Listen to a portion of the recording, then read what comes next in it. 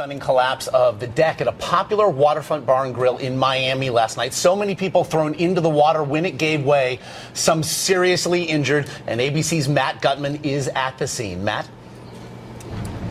Good morning, Josh. I want you to take a look at what's left of this deck. About 100 people were on top of it when it folded inside like a book. There were people on there. They were collapsed inside with chairs, tables, umbrellas. There were families there. The fear and the panic, indescribable. Cheers for the heat turned to screams of terror. All of a sudden, whoosh, and a crash of the deck. And tables and chairs and all that. People yelling. Dozens spilled into the water at this popular Miami sports bar.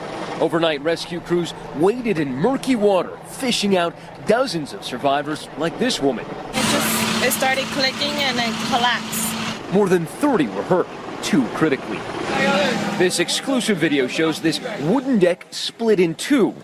Right near where Harrison Ruggiero was sitting. We were sitting down watching the game, and the next thing you know, we hear like screaming, so we thought naturally it was because of the game, and we looked back, and like the whole dock that was right behind us, like just dropped, and like people were in the water. It was just like, it was so crazy.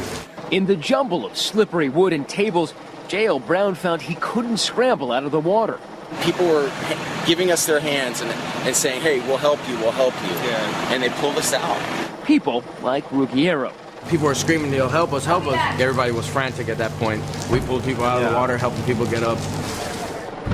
You can see that the force of the collapse actually ripped up the concrete. One of the reasons officials here are calling it a mass casualty incident. They don't yet know what caused this. They don't know if it had anything to do with there being 100 people on the deck and overcapacity. What we do know is just after the game, Miami Heat star Dwayne Wade expressed concern for all of his fans and the spectators.